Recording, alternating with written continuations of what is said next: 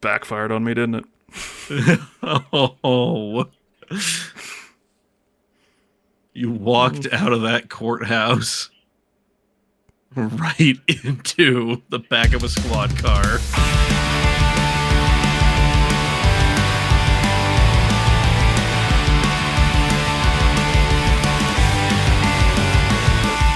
Welcome back for the final Storymoders thing of 20... What year is it? 2025? Yeah. Actually, no, this isn't even the first... No, this is the first one of 2026. No, this is the first one of 2026. God damn, I am just... Yeah. Hey, Happy New Year. If you're, in the Western world. When's Chinese New Year? I don't think it's today. No. I'm gonna look that up real quick, because now I'm... Chinese New Year. You're curious. Now I'm curious. Exactly, right? Now I'm curious. Mm-hmm. I don't know why I went to Wikipedia for this. I don't think... When is Lunar New Year? Oh! February 17th. Okay. Hell yeah. That's rad. Lunar New Year 2026 falls on Tuesday, February 17th, and celebrations culminate with the Lantern Festival on March 3rd. Oh, hey, look at that. We learned something today, Mikey. Look at that. Cool. 2026 is the year of the horse. Yeah. Mikey, what's your zodiac sign? Like that one? I think it's the tiger. Yeah. Mine is the dragon. What's your birthday? January 1st, 1986. The fuck? Is your birthday January 1st? Yeah. What the? I didn't know this. Yeah. It's been that way for 40 years now. Fuck yourself. The whole time. The whole goddamn time. You're an ox. Ah, word. Yeah, tiger was the next year. You said 86, right? Yeah. Yeah. All right, word. Hey, you're the ox. And happy birthday today to Mikey. Thank you. Love you, buddy. Love you too, buddy. Brisk 22 years old, finally able to drink. Finally. Yeah. You were using a rent a car. Exactly. Yeah, if you can notice from last week's episode, we're in the same shit. We recorded this right afterwards. This isn't even a full real episode because we know that you were only barely paying attention last week and this week. Yeah. Today you're fucking hungover. So am I. Yeah. You're not doing anything today. Yeah. But hey, if you're here, you're watching us, if you're listening to us on the first or whatever, we just wanted to give you something. It's going to be kind of a clip show. Those are my favorite things on sitcoms growing up, are the clip shows. Oh yeah. Simpsons 138th episode spectacular, a clip show. There we go. Or either that or a remake of an episode. Psych did that. Ooh yeah. I don't know if you remember. I don't know if you watched Psych. Not really. Psych had an episode in season 1, I believe, that was storyline of a woman getting murdered and the person on trial was like the weatherman or something. Or no, it was like a woman who worked at the news station, and then it turned out that a weatherman actually did the murder, or whatever. I don't know. But then in their final season, they just did a remake of that episode and didn't explain why they were doing it. So the episode started, and it was just like, hey, this happened, and this person died, and this person was... And you're just like, why is this? What the fuck? This is... What? I saw this before. But it was like new people playing the characters and shit. It was weird. Huh. We're not doing that. We're just doing a clip show. So... Yeah. A couple different things. Honestly, not even a lot of clips. I mean, there's probably a good amount, but just a couple different types. As I was editing this, I realized that Mike and I forgot to bring up one major thing that happened this year, and that was our big rebrand from the French design, Cameron French, who's now become just a good friend of ours. So I wanted to make sure that we got that in here now, especially because later on, during some other clips, you're going to see some older Storymoders logos. So if you weren't here for that stuff, and you're just like, why does that look a little weirder? This is why. We got a rebrand done by the French design, who is incredible. But I wanted to make sure that that was in here. Back from episode 58 from April, so check this out. So you're like, what are we doing? Okay, why don't you go ahead, look at your stream deck there. There should be an upgrade button. Why don't you go ahead and click that? It might be blurred. How long has this been here, Cameron? Mike, how long has this been here? I don't know. I don't have an upgrade button, but I've got a Cerveza Cristal button. Okay, that's the other one I put in. That's for next week's episode. But Okay. yeah, Hell yeah. So right now I should press the upgrade. Hit the upgrade Yes, button. please. Do it. Let's see what happens.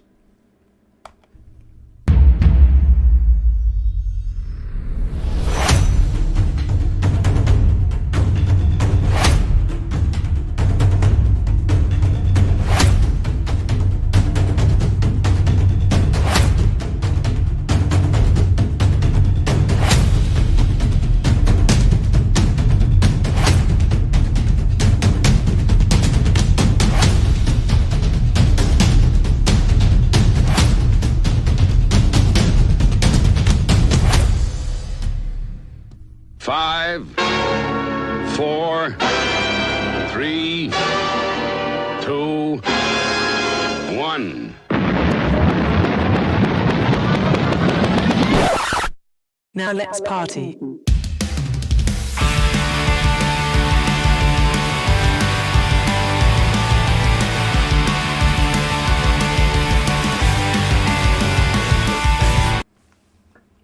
Mike, what the hell? I don't know. The Mike, what did you button do? I'm trying to push. I didn't do a damn thing. Cameron, did you do this? Yeah, this is mostly me. I mean, you had a little bit of input, but yeah. You know what? The whole thing. I thought I was just like in a K-hole, and I was just making things up in my head. You know what I mean? Jesus. Yeah. Yeah, you know what happens? You get laid off and stuff happens. You know what I mean? Oh. Yeah, I've been there many a time, you know. Yeah. Get fired, get into ketamine, you know. No. You know. It's Who the... hasn't been there? Who hasn't been in a K-hole induced dream where you call Cameron French and you're like, hey, will you make us a brand new overlay and a new logo and everything for our podcast, and then we're going to get a whole brand new theme song in everything, and you know, who hasn't done that? Yeah, But- exactly. I always ask, is this another K-hole? And Yeah. the answer is usually yes. So Yeah. I must have missed that question. But yes, everybody, welcome to the new Storymoders Podcast. Look, I'm going to put in some cheers, or maybe I won't. It'll just be funny. We've got a brand new overlay. We've got a brand new logo that you saw on the intro screen. We have a brand new intro song. It's Dead President Park by our good friends in Fremont Pike. Go check them out right now. That is our theme song. Mike, Yo, what's the best game that you played this year? Does not need to be a game from this year. Just the best game that you played in 2025. I mean, I think I know your answer, but I want you to say something first. yeah, I mean, like, best game I played that came out this year or last year was Clair Obscur. Fair. Okay. Yep. But just best game period was Cyberpunk. I was going to say Cyberpunk. Yeah. It has just been absolutely fantastic. Yeah. Cyberpunk 2077. Fucking immaculate game. So fucking good. Yeah. Clair Obscur. Oh. Also incredible. They used some Gen AI, though, which I didn't know about, which fucking sucks. But yeah, like they did, and then they patched it out like super quick, but still, yeah, it's like You don't... We used it for a placeholder. Don't. Why? Your placeholder... Your placeholder should be a giant yellow thing that says replace me. Yeah, that's how you know to replace this stuff. That's how you know to replace the placeholder. Yeah. The fuck are we doing here? Actually, I don't know if I think this happened after last week. The Indie Game Awards. Did you see that? Yep. Yeah. Indie Game Awards had their show that they'd recorded previously, and they gave their Game of the Year and Debut Indie Award to Clair Obscur Expedition 33 because Clair Obscur submitted it themselves, and in the submission form it says, "Did you use any Gen AI for this game?" And they said no. Which a lot of people beforehand are like, yes, they did. We saw it, but when they submitted to the Indie Game Awards, and I think this is something that people keep missing in this whole conversation, is they're like, oh, we knew that it was Gen AI. Why did you even have it in there? It's like, yeah, that was a storyline, but then if the company themselves is like, no, we didn't. Yeah. If they fucking lie to you, they never admitted it beforehand, but now they did. Mm-hmm. and the Indie Game Awards did the right thing, in my opinion. Mike doesn't agree. Mike thinks that they're bullshit. But no, Indie Game Awards did the right thing, in my opinion. 6-1 Indie, fuck yes. Yeah. I love Clair Obscur. I think it is the best game that came out in 2025. Yes. But man, like, you can't... Like, you saw this one coming. Like... It's not just, oh, hey, we hope you didn't know. It's, did you use any Gen AI in the development of this game? It's like, yes, no. Yes or no. There's no... It's a binary choice. It's yes, it's no. There's It's not yeah, but in the development, but then it got into the final version, but then no, it's yes or no, did you use it? Yes, you did. You did. And, like, it's great that you patched it out. Mm-hmm. But it got out there in the wild with that in there. Yeah, which is fucking atrocious. It's embarrassing, really. I would rather it be out there with, like, bright yellow textures that say replace me. No, exactly. Yeah, if it'd be like, oh my god, that looks weird, and that ruins my immersion for half a second, and then I turn a corner, I forgot about it. As opposed to, oh wow, what? Oh, hold on. Now that somebody's pointing it out, I can see that should be a giant yellow thing that says replace me. Mm-hmm. But that took a turn. Yeah. Take a look at this. This is a little collection of all of the guests that we had on this year. We had some insane guests. We said it last week, and now I'm saying absolutely crazy. How? Who the fuck are we, Mike? It is amazing that we had all these people on in this calendar year.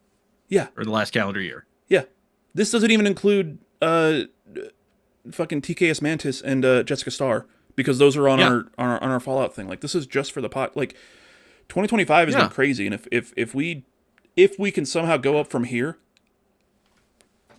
amazing. How? I don't know. Thank you, everybody, for watching us and sharing it and being like, hey, these guys are, I guess, kind of cool. Whatever. Yeah. But take a look at this, though. These are all the intros.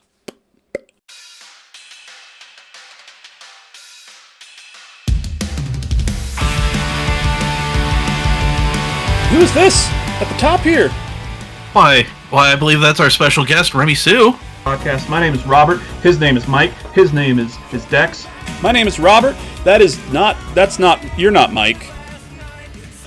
No, I am not. Who are you? Well, I am Foxy Steve. My name is Robert. His name is Mike. And who is this? Who do we got here? What's your name? Hey, I'm Jamal. Podcast. My name is Robert. His name is Mike. Her name is Jenny. I don't know where I'm pointing. I might be pointing at the right places. I'm probably not. How are you guys doing tonight? Welcome back to the Storymoders Podcast. My name is Robert. Mike is somewhere, and we are joined by the very incredible Rose Waltz. Hi, Rose.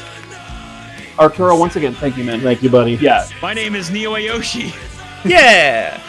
From the clan of Aoshis. We go a long heritage. Yeah. I'm Barrett Dex. You know who I am. Yeah. Yes, we're joined today by Quentin, aka Blaster Goblin. Welcome back after a couple weeks to Rose Waltz and Neo Aoshi. Hi. Hey, Cameron French. What's up, guys? Welcome back, everybody, to the Storymoders Podcast. My name is Robert. Mike is here, and we have a very, very, very, very, I don't know where the camera is, special guest. Hi, Khalif Adams. What's up? Welcome back, everybody, to the Storymoders Podcast. My name is Robert. Mike is here, and we are joined by a very, very, very special guest here on the screen, and I'm pointing at Aaron goddamn Blair. Holy shit. Welcome back, everybody, to the Storymoders Podcast. My name is Robert. Mike is here, and we are joined by our good friend... Jameson Olave. Wait. Over here. Brandon! Oh, there he is. Welcome back, everybody, to a very special live Storymoders Podcast. My name is Robert. Mike is... Oh, God, somewhere? I'm on, like, a big delay here. Mike's somewhere. We got Cozy Bear. We got Foxy Steve. It's game night. What's up, everybody? Welcome back, everybody, to the Storymoders Podcast. My name is Robert. Mike is here, and we are joined by our very special guest and new best friend, Luis Aguas Vivas. How you doing, Luis? Welcome back, everybody, to the Storymoders Podcast.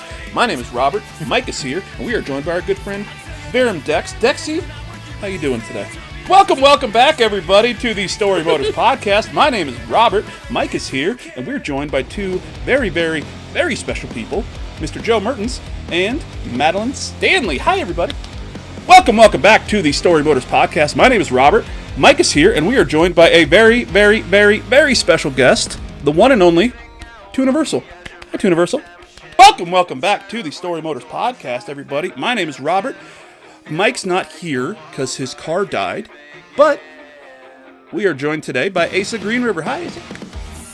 Welcome back, everybody, to the Storymoders Podcast. My name is Robert. Mike is back, and we have a returning guest here, Blaster Goblin. I'm gonna call you Beej. How you doing, Beej?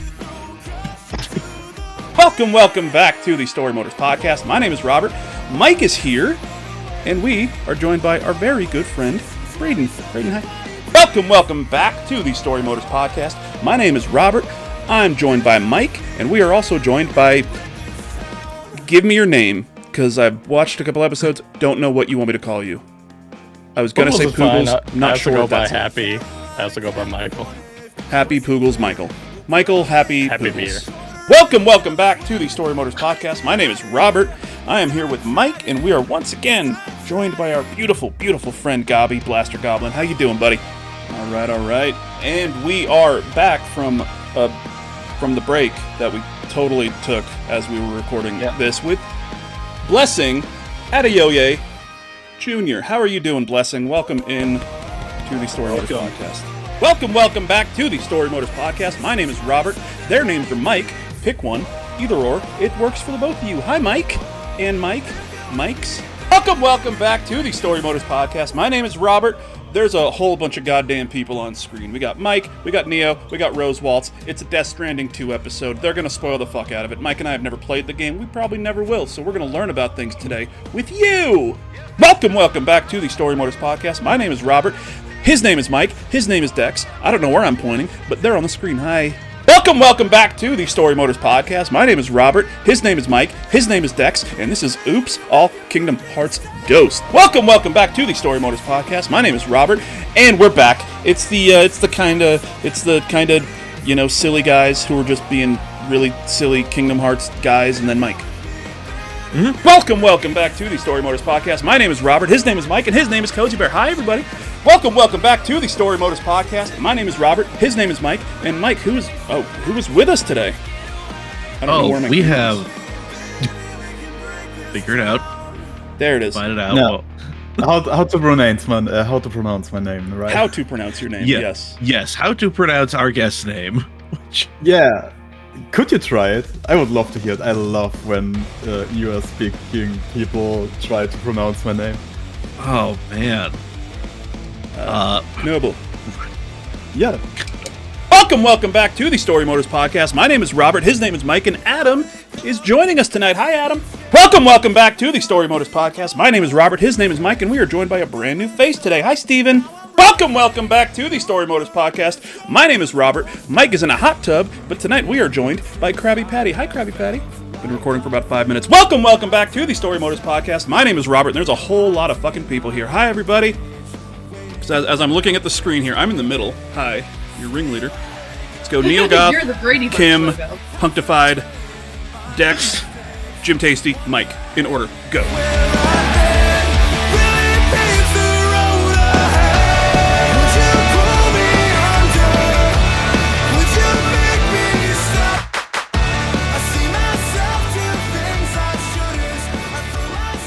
Oh, yeah, Mike. Yeah. Should we tell the kids what's happening next week? Yeah, let's tell them. Yeah. Yeah. We figured out what all of these glitches and all this shit that's been happening for the past few weeks is. Mm-hmm. And I have a little video for it to explain. Because we did a deep dive. So take a look at this.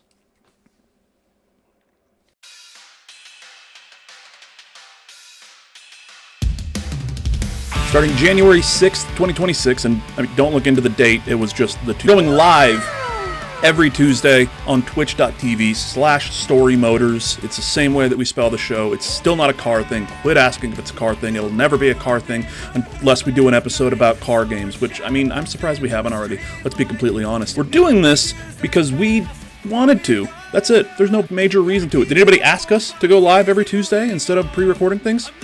No. Did we just talk amongst ourselves and think, oh, that'd be pretty cool?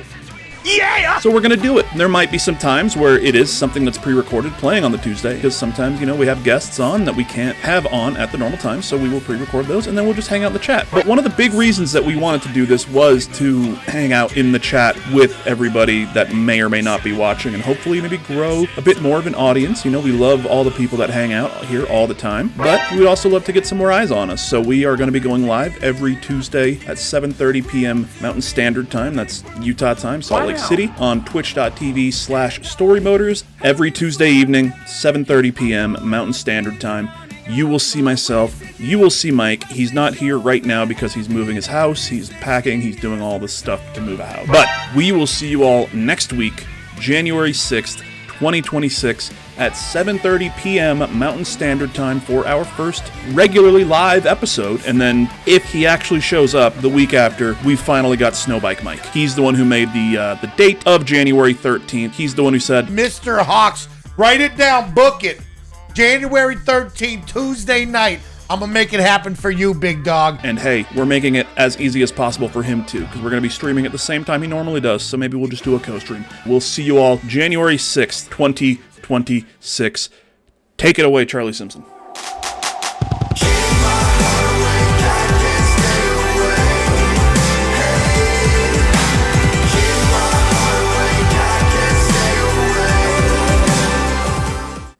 There we have it.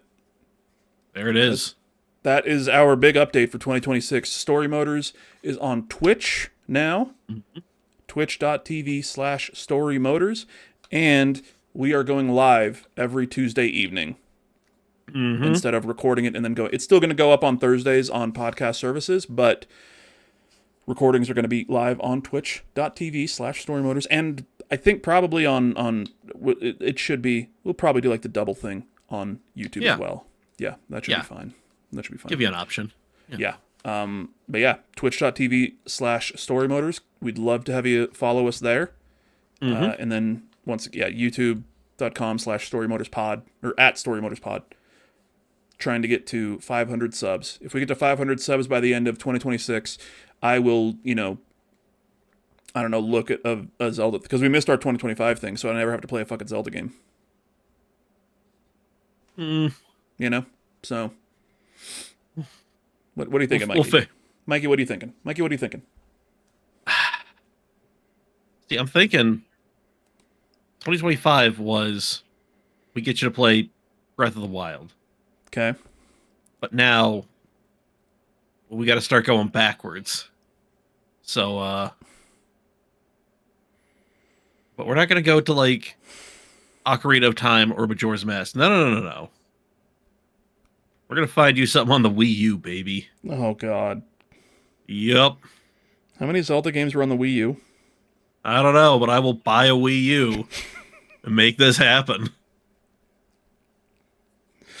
Mike, I want you to say it all out loud. What do we need to do and what's going to happen? We need to get to 500 subscribers on the YouTube.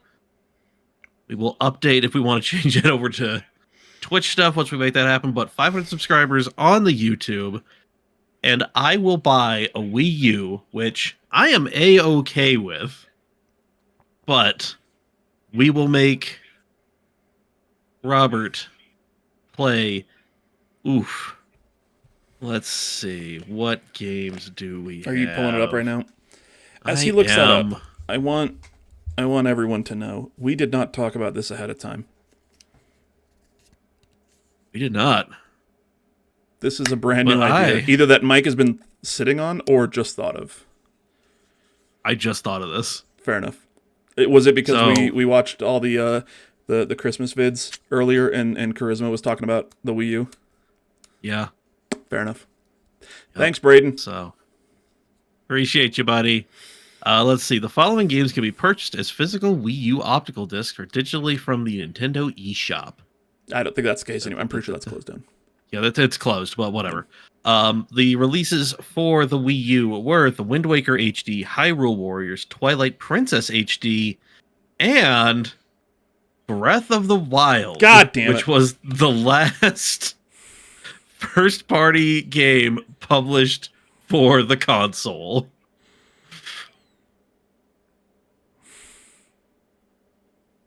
So I thought I escaped.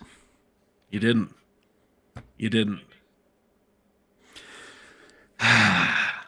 All right, so if we get to 500 subs on our YouTube, I get to buy a console I'm kind of excited about. Yeah. And then before I get to dicking around with it, we're going to sit down and make Robert play a Zelda game. Fuck it. We can, I mean, depending on what's actually available, you know what I mean? Yeah. We'll put it up for a vote in the community. We'll figure out something. Yeah. But I would ideally love to make you play something on original hardware. Yeah. So. Watch the shorts that we make. Watch these. It is just, it's everything they were building towards, and it's the good parts of 4 made even better. And Eric Sparrow is a cunt and is one of the worst villains in video game history, and this is a fucking skateboarding game. You can tell, like, they were just like, oh, let's make a story and everything, and it's going to be, you know, you'll have this, your friend who turns his back on you, and then blah, blah, blah, blah. And for a generation of kids growing up playing it, they grow up and they fucking hate Eric Sparrow. Mm-hmm. Now, Mike, I think you can confirm this for me. Yeah. Is there a Hot Mulligan song that says, like, Eric Sparrow's terrible or something like that? End Eric Sparrow and the Life of Him by Hot Mulligan. By Hot Mulligan. End Eric Sparrow and the Life of Him. And we'll cut to a clip of that right now.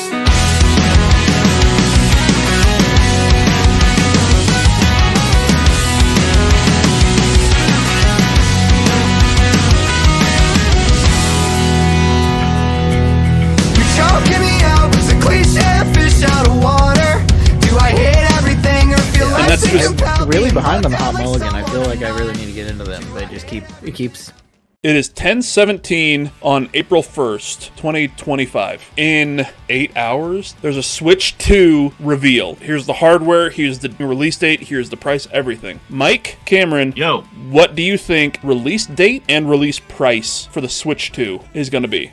I want to say between $350 and $400 because that's where the OLED is. And then also, oh, by the way, it'll be available holiday season. You're thinking holiday season. So release date, a month. Beginning, middle, end of the month. Beginning December. It's going to be released on Friday, June 6th for here in America. It's going to be $400. There will be a beefier version that will be $500 as well. I don't know if it's going to be OLED, but they want to set the gamers up right away with the best possible SKU they can. I'm thinking mid-June, like the 16th, 18th-ish. I'm thinking $399 for the base model Switch 2, but I think they're going to sell bundles from day one that come with a game and possibly like another controller or something for $500. I think the different SKUs you'll see are the base model and then a bundle that comes with maybe Mario Kart or Metroid Prime, and then say, oh, now Nintendo Online has GameCube stuff.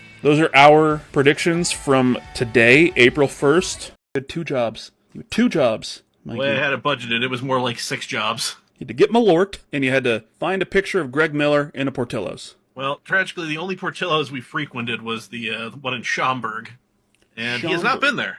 Yep. Schaumburg, Illinois does not have a picture of Greg Miller inside the Portillo's there. The one person in the world who gave King Porty the best life ever, and they don't have a picture of him in their establishment.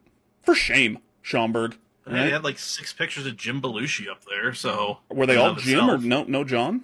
No John. Why? Still, whatever. Shame on you, Schaumburg. Shame on Schaumburg. We're on episode 74 right now. Next is 75, and then... Then 76. That's after 75. And I'm trying. I don't know any other avenues that I can do to reach him at, so we'll just say it here. John Rush, creative director of Fallout 76. We would love to have you on episode 76 of the Storymoders Podcast here in a couple weeks. I have been tweeting at him every single day and trying to send messages on Xbox, Discord, Instagram, Blues, anywhere where I can send a message trying to get his attention. I don't know how to get his attention anymore. So if you're watching, listening, to anybody that maybe knows Jonathan Rush, get this in front of him. We would love to have him on. I fucking love 76. Mr. Hawks writes in and says, hashtag ask Mike anything. Thank you so much for joining this AMA. Says, Mike, when are you coming on to the podcast? Mr. Hawks, I know that I've been giving you left, right, and center for 100 days, 100 nights. Mr. Hawks, I'll tell you this. This August, you pick a date. I'll be there. You pick a date in August, I'll be there. For you and the Storymoders Podcast, I'll be there. What is your favorite game you've ever played? Favorite game is The Legend of Zelda Breath of the Wild. If you've listened to me talk about video games for a while, you would have heard me spill my love about this game. I think it's one of the most innovative games the last 10 years. I love seeing how, I think time goes, I spot more and more games that take direct inspiration and are excellent because of the inspiration that they take from Breath of the Wild, like Ghost of Tsushima or Elden Ring. I think there's a growing list of games that really tackle open worlds in more of a non-linear, more of a player emergent focused style, and I absolutely love that. Breath of the Wild, I'll definitely say, is my favorite video game of all time. You don't remember this, but you and I have a little bit of beef. It's true for me and a lot of people. I have. So a while back, it was probably on like a kind of funny happy hour. Every time I call in, I talk about this podcast. It's promotion, okay? Sue me. Please don't sue me. I don't have money. But I said that we have a goal where if we hit 500 subs on YouTube by the end of the year, I will play a game that I absolutely despise, that I think is going to be terrible and not fun at all. And you said, oh, what game is it? And I said, Legend of Zelda Breath of the Wild. And you said, F you, or something like that. I mean, it would make sense if I did say F. I feel like I remember something along those lines. I don't think anybody genuinely hates Breath of the Wild. You might actually, since you used the word despise. Yeah, but I mean, I just hate Zelda in general, all of it. But did you ever try Breath of the Wild? So on this tried it out just for a little bit to see if I could get it to work. And it did work. And then I got 5 minutes in and I was like, oh, okay, well, I wished it didn't work, honestly. Well, we got to get you to that goal because I need you to sit down and play more of that game. I'm going to go Terminator. I'm going to go with the T-1000. All right. I think it's the T-1000. I haven't watched Terminator in since I was a child. No. Is T-1000 the one from Terminator 1? Let's see here. Or is that Terminator 2? Oh, that's Terminator 2. Which is the one from Terminator 1? Is that the one? T-800? 800, I think? I guess it doesn't matter. I just want Arnold. Okay. Yes. Yeah. Yeah, funny enough, I've only seen Terminator 1. I don't think I ever got around to seeing Terminator 2. Terminator 2 is really good. I told Nick Scarpino that he'd get angry. I was about to say, you're lucky that Nick Scarpino doesn't know about this podcast. Or else you'd be like, tomorrow, be like, hey, what's this about not seeing the Terminator movies? What's going on here? I'm like, oh, God, now I got to go back and watch every single Terminator movie. You know what? Let's do it where different Terminators are different skins. So how many major updates have been released for Fallout 76? Is this a trivia for me? Yep. Okay.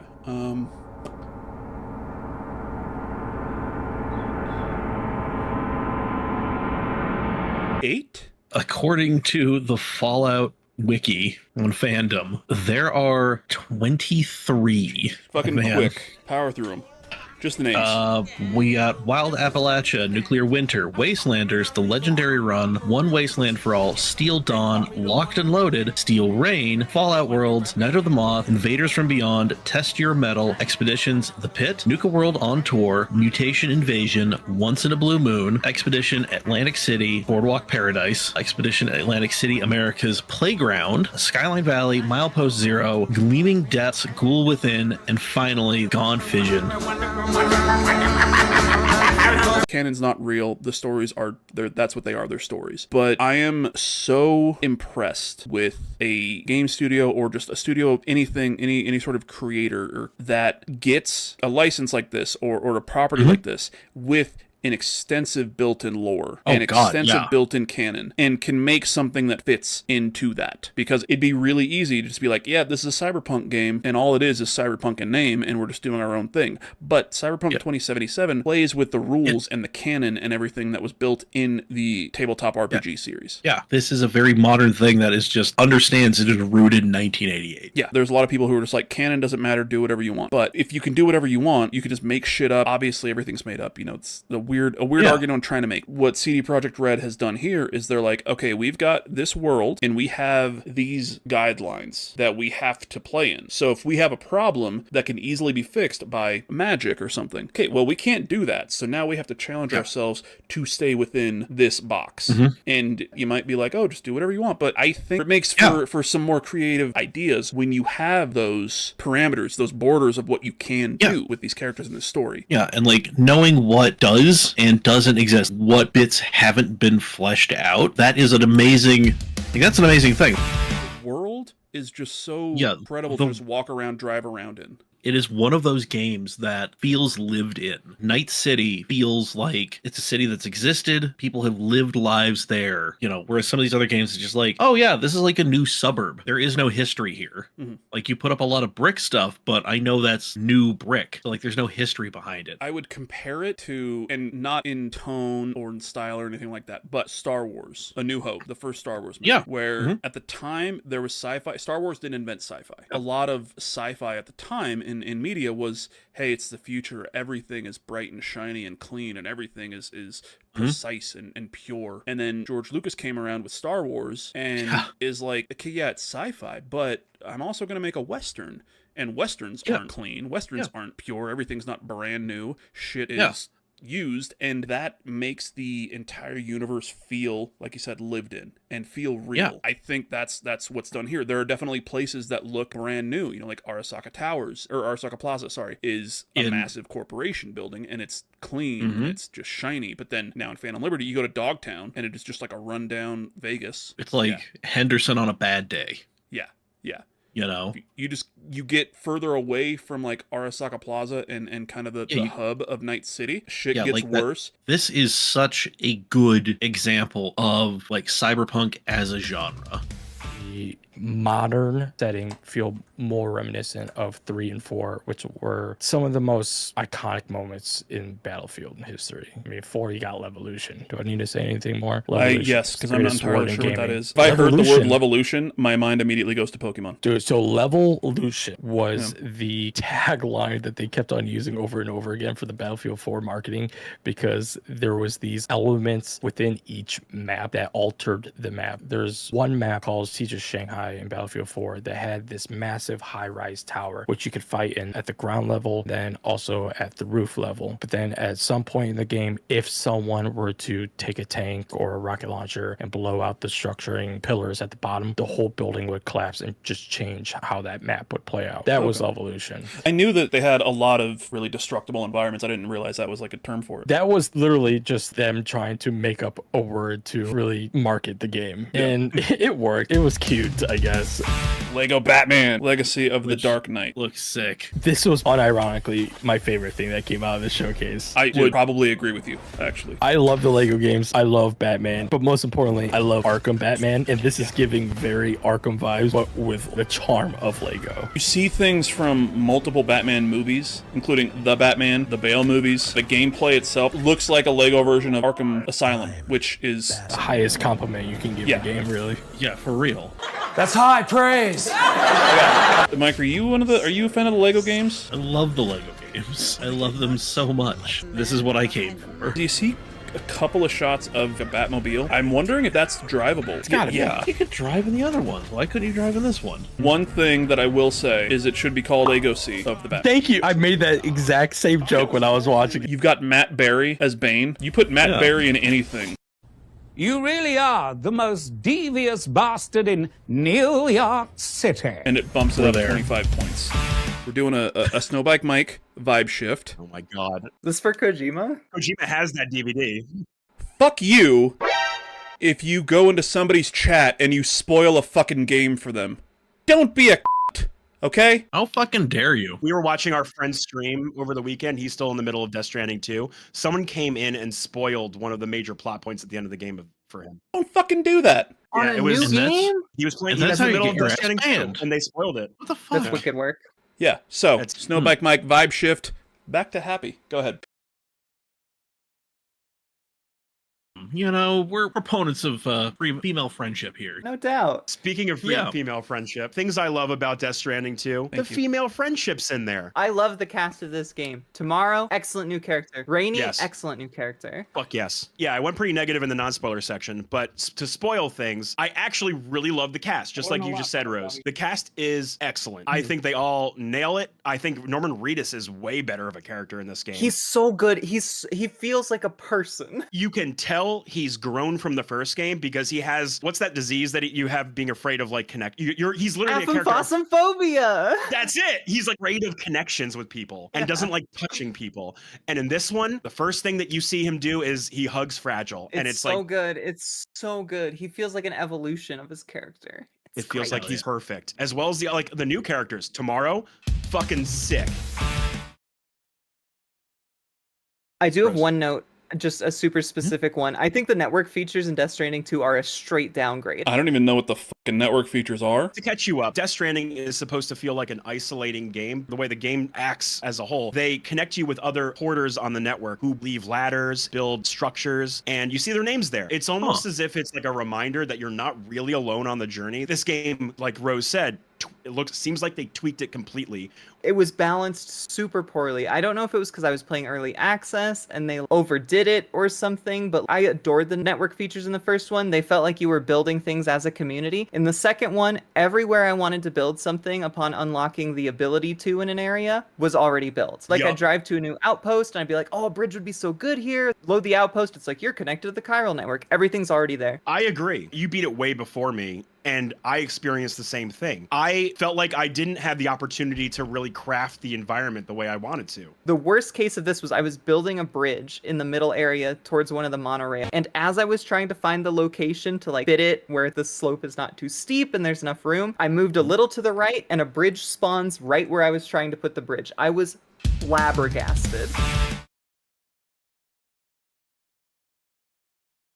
For any of you that grew up with Pokemon, specifically Red and Blue, the originals, there was a theory you could get Mew by getting strength and moving a truck. Did you ever know about this one, bud? This is what I found out later. Really? But Mew was just hiding under a truck. What, kind of by the SSN? Really quick, this is Nintendo Unity. There is a parked truck by the SSN that has been there the whole time, and the scuttlebutt was by the SSN. You would surf out by here, and this truck right here. You had to have strength to move the truck, and then Mew is going to pop out. Now, I don't know about you. I tried it when I was growing up. How'd it go for you? Not good. Could have been better. There's a chance it could have been better if it was true. But you can see, this is the leaf green, fire red. So the truck is in here as well. Obviously, there's no Mew. There was never a Mew. Yeah, there was never, no. Mike. We were too young and dumb to figure that one out. It's a lava cookie, but there was never a Mew. Yeah, I remember growing up and this being a thing on the playground. It's just, oh, I heard that you can do this. I heard that you can do this. I heard you can do this. And everybody tried. Didn't work, obviously. You can see here, this is Pokemon Let's Go, which is kind of a remake of Red and Blue. But obviously, the truck is still there. Instead of just removing it and being like, go, guys, there is no Mew here. They put it there for fun. Game Freak knows about this one, and they're just having a good time with it. Our friend Viram Dex, and this isn't on the screen just yet. Oh, God, I don't like that. Oh, my God, why? Why are there two of them? Why? Why are there two of them? Jesus. Why? What? But no, this is a good one. So the theory is that in Final Fantasy VIII, Squall is dead. Leon, as Kingdom Hearts fans know him. Did a Final Fantasy VIII Squall is dead search on YouTube. Look at this. Look at this horrifying thumbnail. Look at this horrifying thumbnail. And then you know what? I don't want to watch that one. I'm going to scroll down to the next one. Fuck you. Nope. I'm upset. I'm upset. But I'm going to click on it. This is Final Fantasy Union. Yeah, Dex says, I always loved the Squall is dead theory for Final Fantasy VIII. Basically, after a certain event, it is believed that through the rest of the game, he's actually dead. Pulled up my web browser on my phone, and my last search was for Bloodhound Gang. I'd appreciate your input.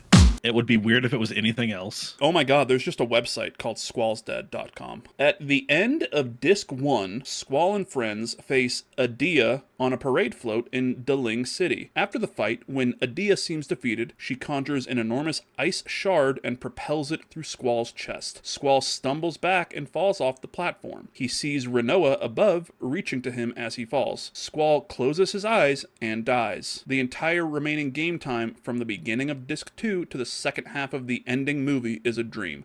Jacob's Ladder scenario. Oh, there's a lot. I'm not reading through all of this. But if he died, how did he show up in Traverstown? Who are you? Special Agent Seeley Booth from the FBI. Idiot. You fucking idiot. Mike? Yo. What is our topic really quick? No, we're talking about our favorite PS2 franchises. And I did something a little different. Usually, I don't want to hear what Mike wants to talk about until kind of we're recording, because I want to be surprised. But today I texted him. I was like, let me know if you have any that you have in mind, so I can have stuff pulled up for him. You two can see. I don't have things pulled up because it takes me 2 seconds to pull up WikiLink. What I did do, though, I made us a little intro video using the info that you gave me and stuff that Dex gave me, and I try to make it a little fun, though. And you'll see, right at the very you'll understand what I mean. Last week on the Storymoders Podcast. You hear that? But next week, Virum Dex is going to be joining us, and we are going to be talking about our all-time favorite PlayStation 2 franchises. He was deceived by a lie. We all were. I knew I was lying to him, and while it didn't feel right, I knew that it was the right thing to do. That son of a bitch.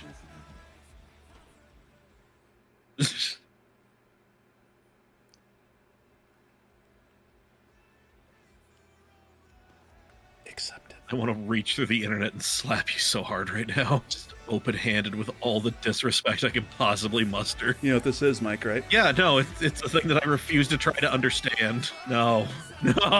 Robert, I say this knowing that you're one of my best friends and I love you, and I love your spouse, and I love your dog. And same goes to you, Dex. But fuck you and everybody in your respective houses. I want to ask Mike. Yes. Before we really start, ballpark, how many Kingdom Hearts games are there? Like 17 or some ridiculous amount. Close. 12. This is in release order. Kingdom Hearts, 2002. Kingdom Hearts Chain of Memories for the Game Boy Advance, the first Game Boy Advance game that had full motion video. Kingdom Hearts 2, Coded, which was a mobile game that then got made into Recoded, which is not a mobile game, and it's the DS game. 358 by 2 Days, which is another DS game. Birth by Sleep, which is a PlayStation Vita game. Portable. Is it just PSP? Okay. Yeah. Kingdom Hearts Dream Drop Distance 3D, which is for the Game Boy Advance. Cross, which was then done in Unchained Cross and then Union Cross, and that's the game that has all of the backstory for the entire universe, and it's all in this mobile game. And ironically enough, it's one of the best written parts of the story. They give you some of the best story ever written for the series in this mobile game. There's the 2.8 final chapter prologue. Do you know what Aqua's story is called? Is that 0.2? Yeah, it's 0.2, a fragmentary passage. Yeah, so 0.2, a fragmentary passage, is essentially like a tech demo for what Kingdom Hearts 3 was going to play and look like on that console hardware. And fun fact, that was actually going to be the prologue to Kingdom Hearts 3. It's in 2.8, but 0.2 is its own actual standalone story. It's very short. 2 hours. Followed by Kingdom Hearts 3. If you want to get really technical, there's also Kingdom Hearts 2.9, which is the beginning 17 hours of Kingdom Hearts 3 until you get to the Kingdom Hearts 3 logo screen. Dark Road was announced, but it was canceled, so we don't count that as a game. Dark Road did come out. Which one am I thinking of? Yeah, you're thinking of Missing Link. Thank you. Okay, then. Yeah, so 13. Well, they're both mobile games, though. Melody of Memory, which is a rhythm game. What? I'm counting this as one, even though it hasn't released yet. Kingdom Hearts 4. 13 games with Kingdom Hearts 4 whenever it comes out.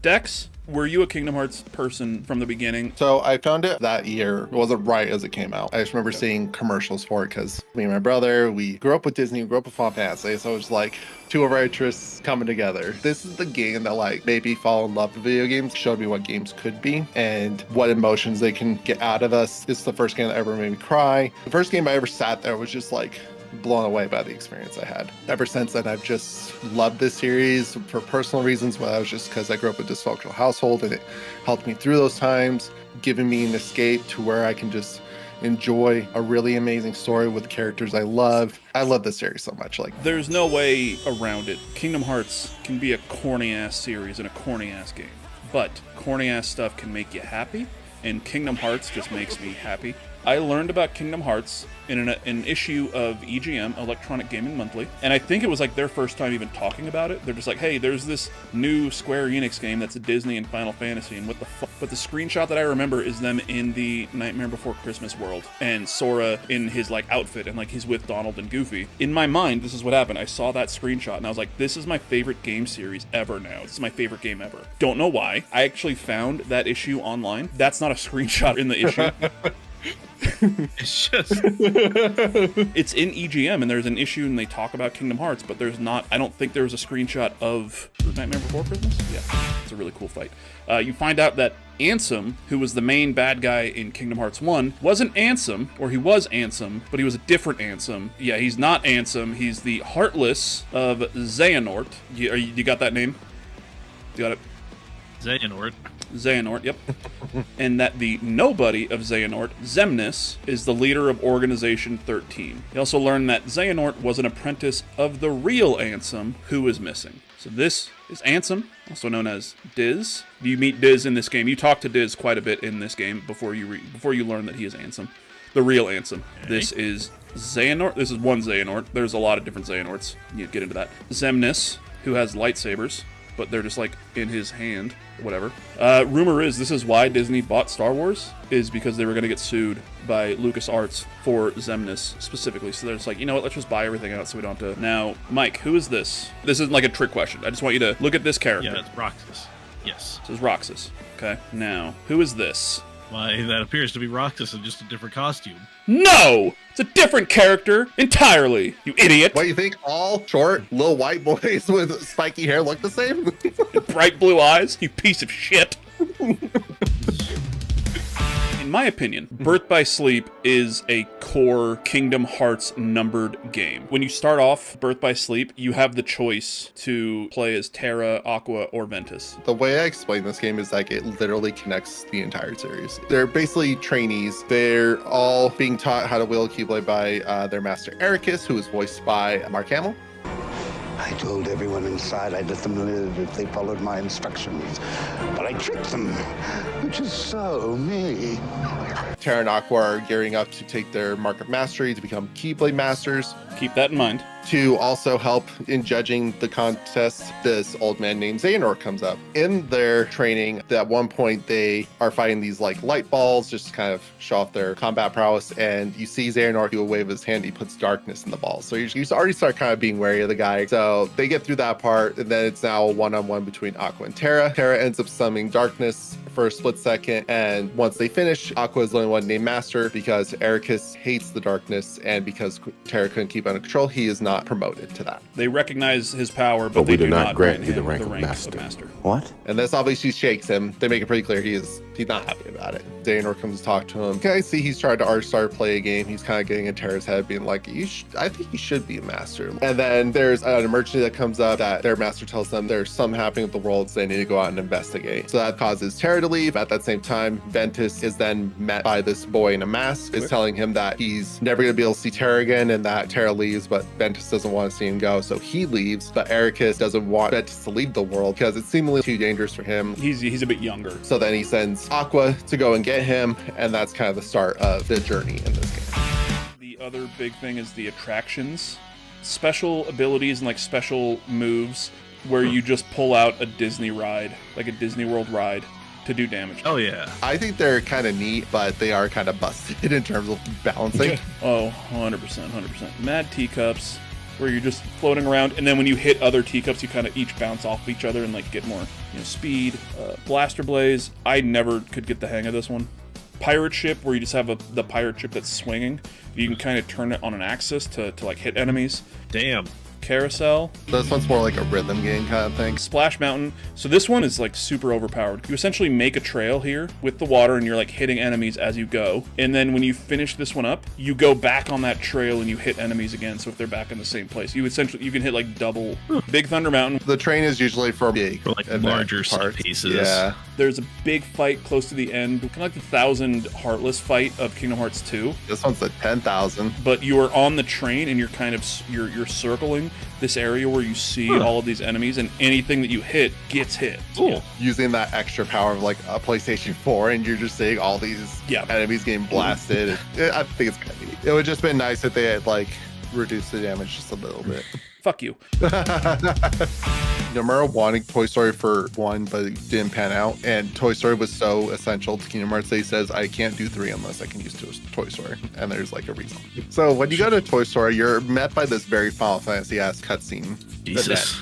You're seeing these very Final Fantasy looking characters fighting mechs and stuff like that. They're using spells. It just looks very Final Fantasy. And then you learn that it's part of this game called Baron Rex. Rex and what's the pig's name in Toy Story? I can't remember. It's Mr. Evil Dr. Pork's up to you. When they see you, they associate Sora and them with characters in the game. They keep calling Sora Yozora, which is the character with the white hair. When they did the DLC, essentially the final mix version of Kingdom Hearts 3, it's a DLC called Kingdom Hearts 3 Remind. You learn that maybe it's not just the game. It also shows kind of stuff that happens after Sora fades away. He's been gone for a while. They have some of the Final Fantasy crew trying to look through some data, see if they can find him, and they're able to recreate this room that was in Kingdom Hearts 2 Final Mix where it had digital versions of the organization members you could fight. And then once you beat all of them, you then are able to fight Yozora here. And then this character here, where we're assuming is the Master of Masters. Yeah. Oh. Wow. You kind of start learning a little bit more about Yozora. He was told to save Sora, but we're not sure why. The way he looks to Sora apparently isn't his real form. The driver that's driving him and talking to him in the car, we're 99.8% sure it's Luxord, which was one of the other organization members. There are many possibilities. And we end up learning in Melody of Memory that in Sora's reality, they view this world as maybe unreality, so like the world of fiction. You know, like in Metaphor, Re-Fantasia.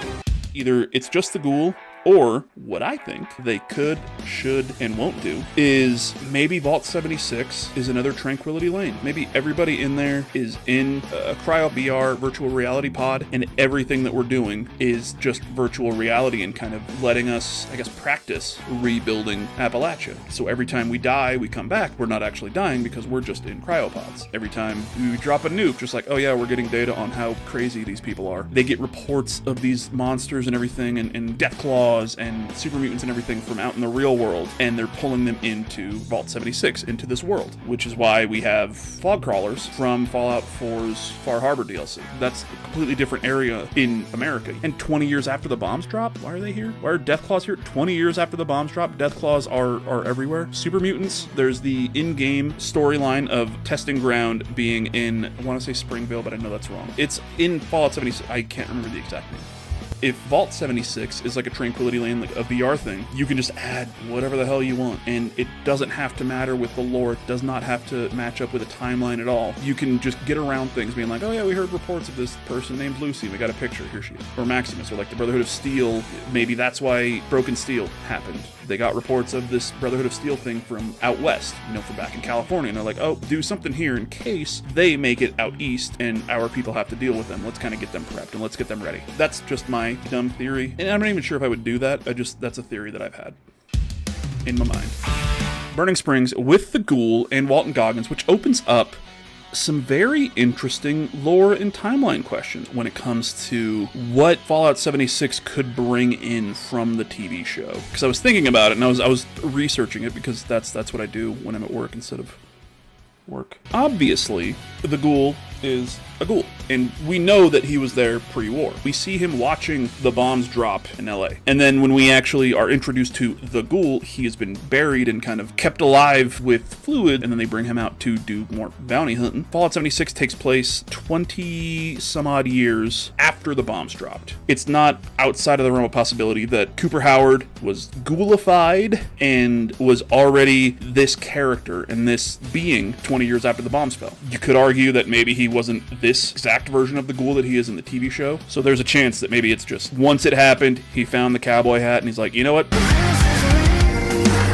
And obviously at this time, Vault 33, 32, and 31, which were the 3 vaults from Fallout the television show, are up and running because they closed right when the bombs dropped. I won't get into kind of, the backstory of the Fallout TV series. If you haven't watched season 1, do it. It's incredible. But these vaults are up and running. They do have an overseer. They have a named overseer. I think it's either Robert or Richard Olson, who at the time of Fallout 76 is the overseer in Vault 33. So there's activity there. But I'm wondering if maybe we'll get anything else from the Fallout TV series. We won't get Lucy. We're not going to get any of the people from Vault 4. We won't get Maximus. We won't get the characters other than the Ghoul. I don't think we interacted with any other non-ferals. So we'll see if there's anything else, or if it's just, hey, this is it.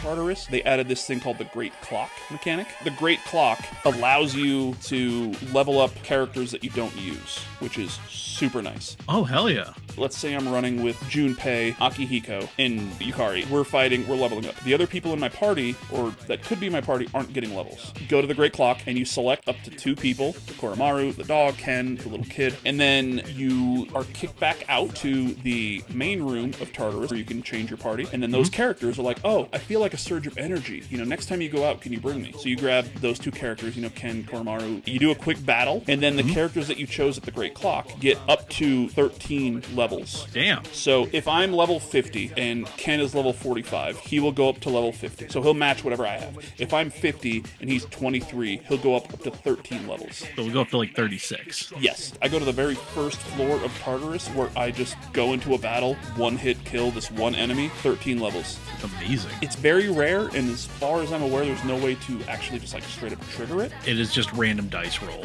And it definitely cut down on the grind of having to run through all these areas with every character. Only imagine, yeah. Is I went into our Discord and the actual Kind of Funny community Discord, and I wrote verbatim, what are some of the best and or worst changes made by developers when remaking a classic game? Quality of life stuff, changing a character's look, changing the camera angles whenever Miranda is on screen in Mass Effect 2, anything. Immediately, on 2 different Discord servers of people who don't know each other, the Swift Sail and Wind Waker HD. I don't know what that is. It's a Zelda thing. Yeah. But apparently it's a good thing. And to get that clarification. One of the people who answered is a friend that I know, IRL. I was like, is that good, the Swift Sail? Is it bad? And he said, no, it's a good thing. It doubles your sail speed, and it makes the game so much easier to maneuver and to actually play. And much more fun, because you're not going super slow. Hell yeah. So this is the example of a good change. The Swift Sail in Wind Waker HD. This game looks like a cartoon. I like it. I like the way it looks. Also, you can't just jump boats like that. Not with that attitude. Hate Zelda. Look at this. Just sailing like a If I want to sail, I'm going to play Skull and Bones like an adult. Sure. That's what we're playing for our extra live stream. The entire time is just Skull and Bones. I'm going to be drinking rum the whole time. Yes. A lot of people saw Samus Aran's motorcycle in this trailer. They saw the vast open environments that she was riding through, and they kind of quietly revolted and were like, yo, it's not that great that it seems like Metroid Prime 4 is going in the direction of turning into an open world game. Based on what we know so far, there's no evidence to suggest that Metroid Prime 4 will be fully open world. It would seem as if it's going to be more akin to an experience where you will have more linear and contained sections, and occasionally those linear sections will bleed out into larger, more open-ended areas. That's what Pokemon Sword and Shield had with the open world area, which was essentially just, here's this giant middle area for you to go from this city to this city. Instead of paths, it's just you go down to the giant field, and then you go over here, and you go into an elevator, now you're in the second city. That's a really good comparison. This trailer definitely needed a voiceover narration being like, in this particular game, Samus Aran can ride around on her motorcycle, Viola, in various environments that are not necessarily representative of a large open-ended game, but provide open-ended opportunities within a largely crafted linear experience. One thing that I'm noticing in this trailer, and maybe it's just because a lot of it is indoors, but it's like the desert where she's just riding around, it's clearly the daytime and it's very bright. Everything else is super dark. This other world with the snow, the last one where there's a red sky, this one, everything else is super dark except for that desert planet. So I'm wondering if that might be the one planet that has just the most open space for you to go around in, just to be hey, you've got this motorcycle and you can kind of go fuck around with it. 2024 is when we finally get our first trailer for Metroid Prime 4. This was in the summer of 2024. It was in a direct that showcased a whole bunch of other great-looking Nintendo games. This was before they announced the Switch 2. Correct. And I think a lot of people were watching this and they're like, this isn't a Switch game. As it turns out, they were both right and wrong. This was for the Switch 2, but it is also coming out on the Switch 1. Very curious to see how it runs on the Switch 1. That is going to play like ass. Maybe. Retro Studios, back in the day, has always been a technical powerhouse. They were great at getting the original set of Metroid Prime games to run really well on their respective consoles, and they did a great job compressing all 3 games down to 1 disc for Metroid Prime Trilogy on the Wii. It could end up running very solid on the original Switch. Pizza bet or poutine bet. I don't know, you're Canadian. I don't know if you have pizza up there. Let's do pizza bet. It's less greasy. Pizza time. Will Metroid Prime 4 Beyond run better on the Switch 1 than Pokemon Scarlet and Violet? I'm going to say that it will run better than Scarlet and Violet because Retro Studios knows what they're doing more than Game Freak. It's true. If it does, I don't know what the tariffs are on pizza. We'll figure something out. You can send me a coupon. You guys have Little Caesars up there, right? I'm having a blast. I love the changes that they made. I don't know if I would say, oh, let's just go ahead and completely replace the turn-based battling for, the next mainline Pokemon game. I think it's a really good idea for them to have the mainline, the Generation 10, 11 going forward. And then this Legends spin-off series, they can do this more experimental stuff. If we really like something, we can bring that into the mainline thing, but I think the battle system might be too much of a change for the mainline series, but perfect for something like this. Yeah, like a parallel series. It's going to be kind of inside soccer here. As much as we give to MLS Next Pro and the fact that they are like, hey, we're a testing ground for these new ideas. Yeah. Hey, if you end in a draw, there's gonna be PKs, and whoever wins the PK shootout gets an extra point. These other proposed changes that FIFA's like, we have to test them somewhere. So send them to America. Not everything is a great idea, but if you have a competent testing ground, it makes this better. It's probably a bad example, but Pokemon Legends could be the MLS Next Pro of the Pokemon series. I feel there's a better thing we could... But I'm picking up what you're putting down. Legends can be the quote-unquote mainline series with new ideas and different things that they're not entirely sure are going to work. And then, if things work, Generation 11 will have this. If ZA had voice acting, and people were like, holy that is great, maybe this and this and this and this could be better, then Generation 10 would have voice acting, and then this and this and this and this would be better. Means you have to buy a Nintendo system. If you want to play the next Pokemon, you gotta buy a Switch 2. That is actually one thing that I wish would be the case for this next mainline generation of Pokemon. Switch 2 exclusive. If it comes out next year, or at least maybe announced less than a year after the Switch 2 comes out, so it would be maybe premature to cut off the Switch 1, but you gotta rip off that Band-Aid. Severing it. Yeah, you gotta start, cutting it loose. Yeah, I mean, Donkey Kong Bonanza is a Switch 2 exclusive, and that game is incredible, and that you could not do that shit on the Switch 1. That's for sure. Yeah, no, for this next iteration, they have to just be like, it's Switch 2 exclusive, so go get the most out of this hardware, because we only get to do this once. 2 big things on my wish list for Generation 10. Voice acting. Switch 2 exclusive, and just go deep into that hardware. Pull out everything that you can. Yeah, you kill Hitler in this too. Turns out killing Hitler and killing Nazis is the most fun video game thing. Really? I don't know why they haven't put it into Mario. It's like a fishing minigame. Fishing minigame in games are always peak. Oh, yeah. That's our next topic now. Fishing minigames in games. What's your favorite, guys? What's the most elite of the elite? Oh, I have a lot of... Oh, man. I love the fishing minigame in Legend of the River King. It's a Game Boy game. That was pretty cool. It's basically like Zelda, but with fishing and less fighting. That was good. Might be fun then. Might enjoy it. They added a fishing minigame to Fallout 76. Oh, yeah, I saw that. That was the big thing this year. Yeah. It was, it's actually... I didn't know that that's what they were doing. They were adding a fishing minigame, and they did this whole update called Gone Fission, because fission, nuclear energy, all that stuff, and I was like, oh, it's funny. Didn't even realize that there was a fishing minigame until I played it, and it was like, hey, go fish, here's your fishing pole. I'm like, I'm not gonna fit. Oh, I'm fishing? Oh, I'm fishing. Okay, that's nice. It's pretty fun. It's another game that I'm playing that has a fishing minigame that I will talk about in less than a month now in a review.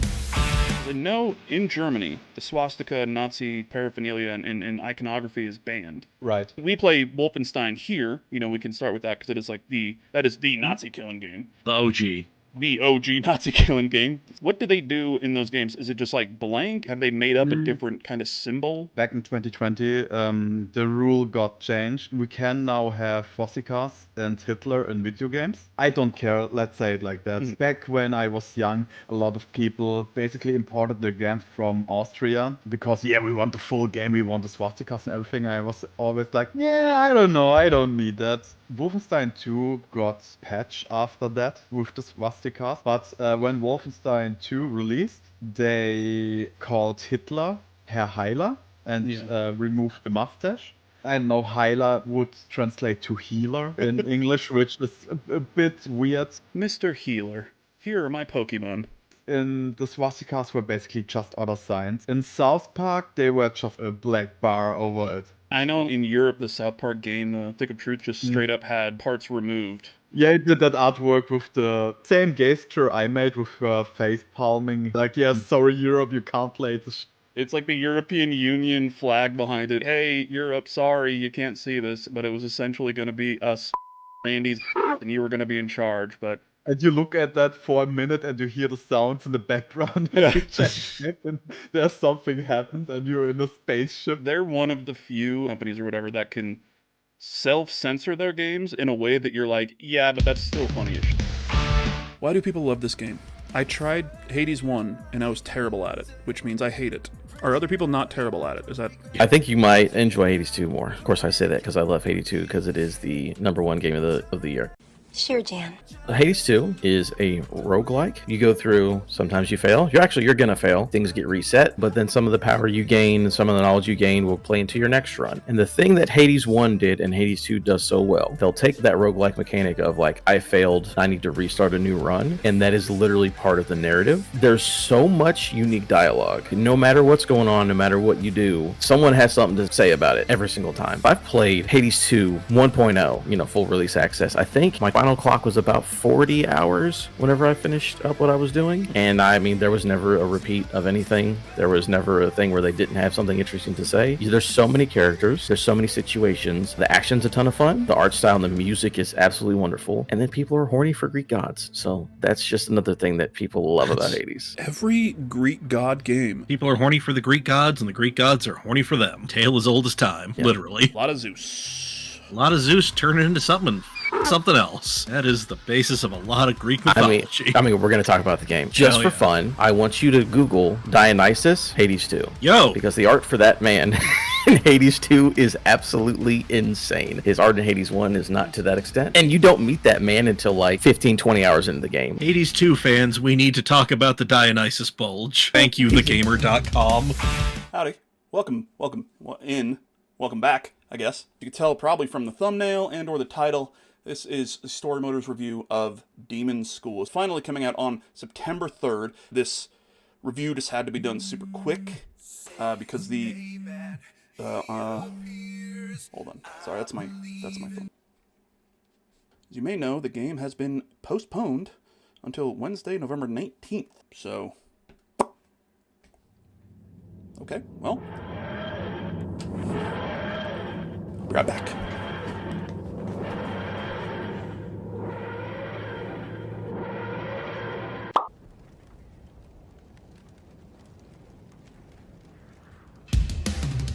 One of my favorite things is the characters, especially the main character, Faye. She is who you're playing as the entire time. It is so refreshing to play as the weird kid. How many games have you played where, like, you were just a normal kid who shows up and all this weird shit starts happening? What about the kid who's just like, I told y'all this was happening? Exactly. And that's who Faye is. That's who you're playing as. You're not the chosen one because you lived on a farm for 10 years and you don't know what the fuck is going on and all of a sudden you're thrust into this thing. No. She goes to the school because she's a demon hunter. Her entire family is demon hunters, and she's like, this is where the apocalypse is gonna happen. I'm gonna go there. We're gonna stop the apocalypse. I know everything about it. I know this fandom prophecy that my grandfather told me before he disappeared, and I know that this is where I need to be, and I know that I need to find people, and we're all gonna be demon hunters, and this. Yeah. The first thing she does on the ship is she walks up to Namiko, which is another one of the main characters. She's essentially like, yeah, I'm going to this island to fight demons. What are you here for? And Namiko's like, college? I want to learn how to blow shit up with my mind. You get off a little ferry ride. That's where you get your battle tutorial and stuff. You and Namiko become friends. That's a beautiful friendship. Namiko slowly realizes this girl knows what she's talking about and understands, then realizes, no, she's eccentric, yeah, but everything she's saying is true, and she's a genuine person, and she's incredibly nice, and she sticks up for her friends, and that's who Faye is. And it could very easily have been over the top and annoying. Yeah, no, showing restraint in the writing, especially for a character like that, like that's big. The writing in this game, I absolutely love. I can't say enough how much I love the characters, and these characters that you're building this team with. And don't sleep on the credits. Demon School probably has the best credits sequence that I've ever seen in a game. Everyone from each team is named alongside their role on the team. This includes event staff and localization teams, etc. But most impressively, a lot of people on the team have what they specifically worked on listed out. It sets a new standard for game credits, in my opinion. Bravo, Necrosoft, Eastward Games, the entire team. I know I just said a lot of words in a row, but to sum it all up, damn, Demon School is awesome. But Mike, Robert, should I regale you with my story of today? Were you able to watch anything? No, unfortunately. So today, December 2nd, I was invited on to the Kinda Funny game stream to play Fallout 76 Burning Springs update with Greg Miller, Snowbike Mike, Joey Noel. Dream come true. Super hyped to do it. Was getting a little worried because the servers were down up until like right before our stream was starting. So what we're going to do here, something very special. I was actually given permission to do this. We are going to watch all of our Fallout 76 gameplay from today's stream. We'll react to it all. Okay? I like it. All right, so here we go. I'm severely injured. Yeah, so the Fallout 76 servers were down until about 20 minutes ago. Ah, good. Love that for you. I was on stream, I was on camera, trying to keep up with chats and everything. I had my PlayStation 5 connected to my monitor right in front of me with Fallout 76 up. I have my Xbox up here. Stream started. Servers just went up, so it's going to take a minute to maybe get into the game. After about 10 minutes of waiting, Greg is like, while we're waiting on this, let's show off Skate, because Skate had a Season 2 update today. Play some Skate while we wait for Fallout to come up. Yeah. And then a couple hours into Skate then crashed, and Fallout still was not up. Oh, goody. So that was the end of stream. So the entire Fallout 76 Burning Springs stream was a group Skate session in Skate. While I was on screen looking back and forth, I did my whole setup for this Fallout stream to be able to see chats.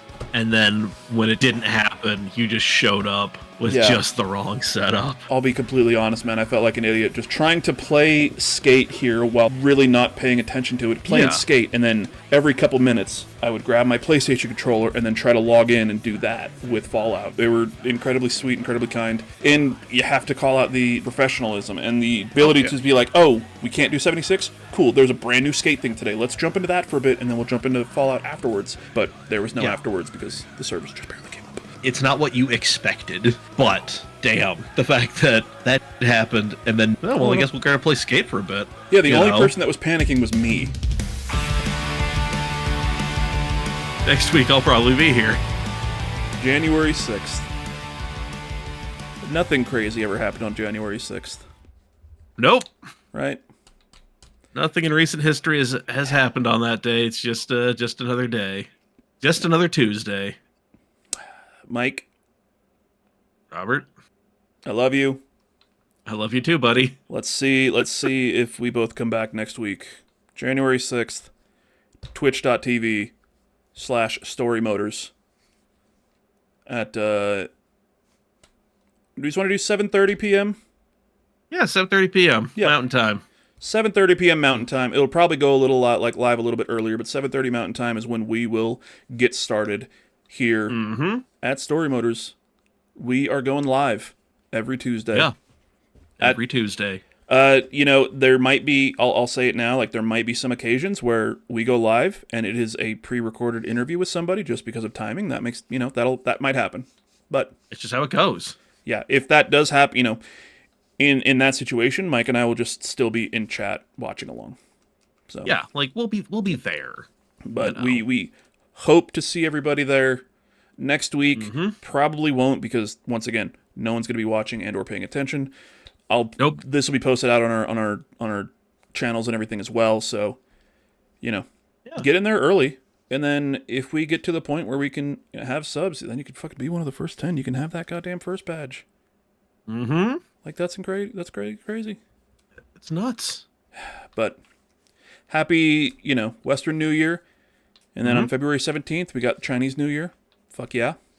Got the Lunar New Year. Hell yeah. Lunar New Year. Year of Happy. horse. Yup. Fucking goddamn horse in a hospital. Fucking A. Jesus Christ, that is so apt. Holy fuck. Whatever. All right, Mikey. Whatever. Good luck with the move. I love you. Thank you. Love you too, Annie. Cannot wait until you're in that new place and we're closer together. And then, yeah. If need be, next week, if you're like, you know what? Let me get out of the house. Let me get over to Hox's house. Just bring them a Lort, and then I'll mix it with some fucking chocolate milk, because we're still doing that shit. No.